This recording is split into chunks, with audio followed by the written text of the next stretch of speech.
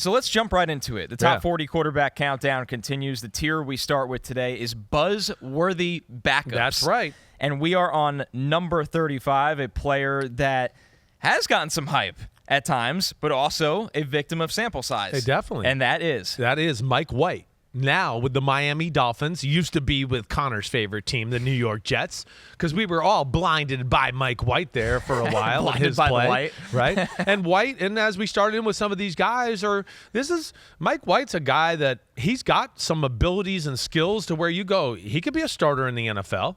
You know, if he can continue to play and fix a few things, there's things to like about his game.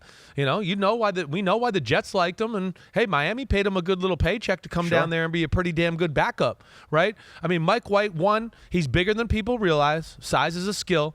I don't think people realize that he's like a 6'4" human being, right?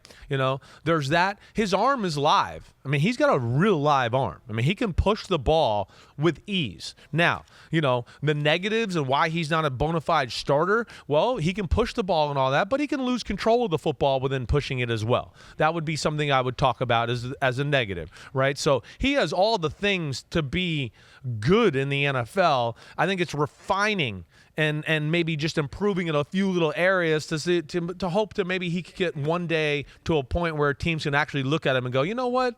Well, we're going to ride with this guy as a starter. And, yeah, we know he's not a superstar, but we can win games with him. And I think the Jets had some feelings of that with him. He's tough as hell in the pocket. You know that.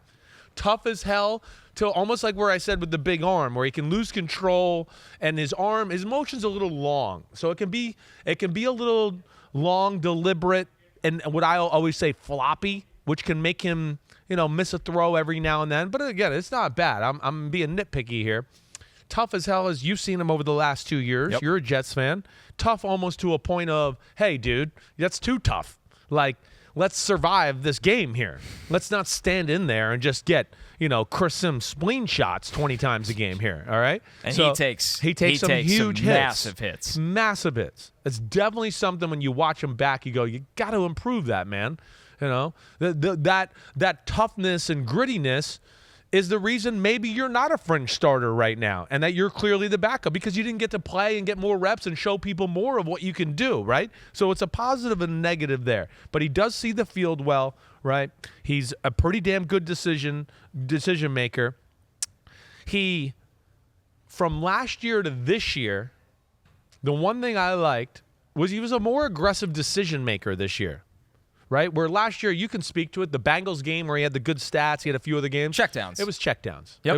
It was a lot of, hey, it worked, and I get that, but there was, some plays where I was like, well, okay, that guy's open down there. I know you took the check down. Okay, you got 4 or 5. It's not a bad play, but there was more there to be had. I did feel like this year, whether the Bear game, the Viking game, and even the Bills game where he got hurt, where I went, no, there's a different mindset here this year. There was, and he was looking to strike, so I did like that.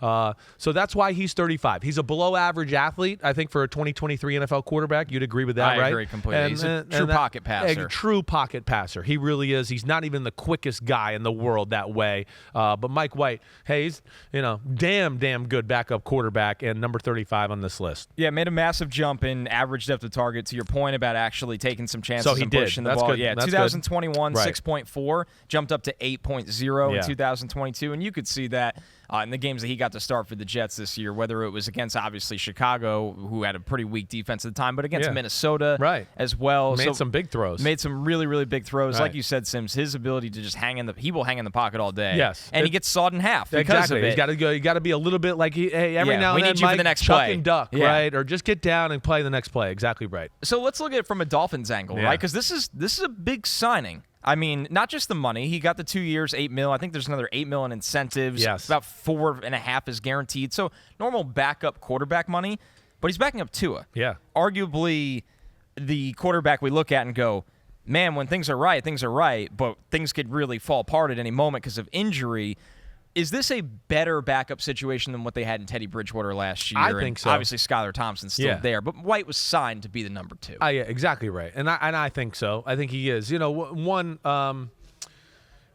here's one thing, just a common thought that jumps to me. The Dolphins the last few years, or at least last year for Mike McDaniel, they got to see Mike White on film and crossover film and stuff like that, right? So I'm sure they were impressed that way, or even studying the year before and the Jets and all that as well.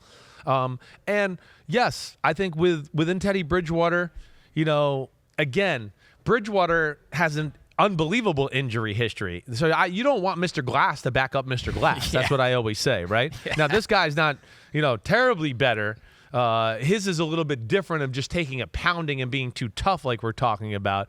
But, yes, I think he is an upgrade from Teddy Bridgewater.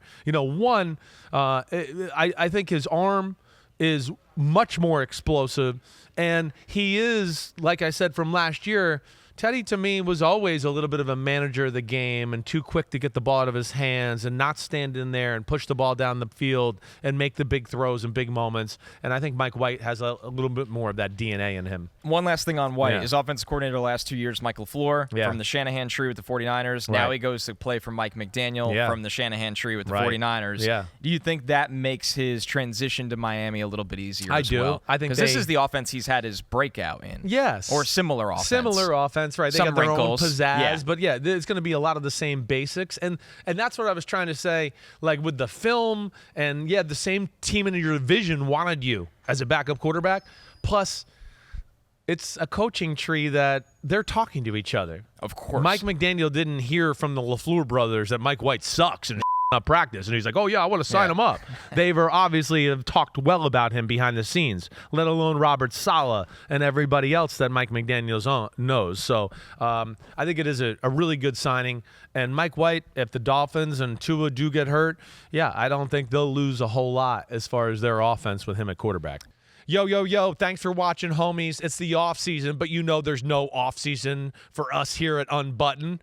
Me, Ahmed Fareed, we're going to hit all the stories. So hit subscribe for us, okay? We got a ton coming up. My draft prospect rankings, my Simms top 40 quarterback countdown, and videos of me and NFL QBs playing catch and talking about their development and mechanics. Again, thanks for watching. Remember to subscribe. Peace out, homies. See you soon.